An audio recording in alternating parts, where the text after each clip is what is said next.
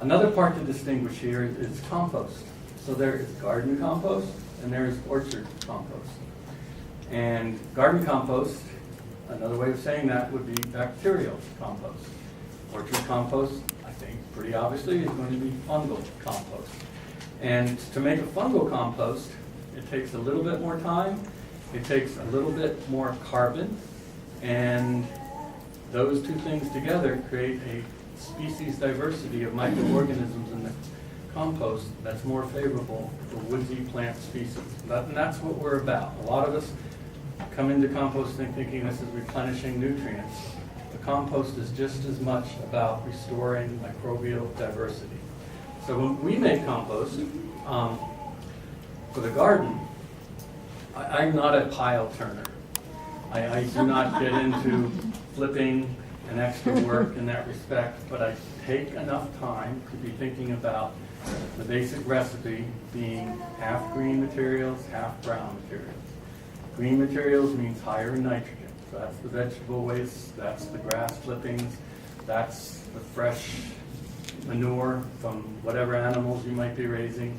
It's not green, but it was green the day before. The brown materials are rich in carbon, so that's the fallen leaves, that's straw.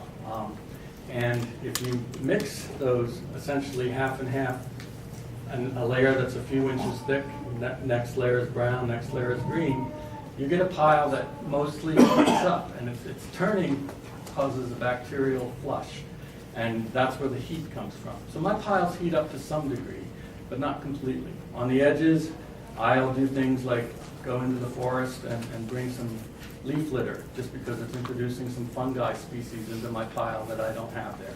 And these piles sit anywhere from 6 to 10 months until I want to use them in the garden and or make orchard compost.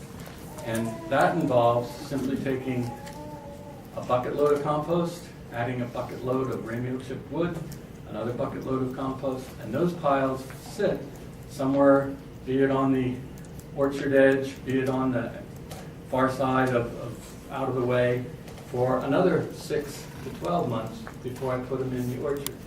And because I've introduced more carbon in the form of ramial chipped wood, not a whole lot, but a little bit more, it's more aerated, and it's going to develop fungal hyphal strands that you can see.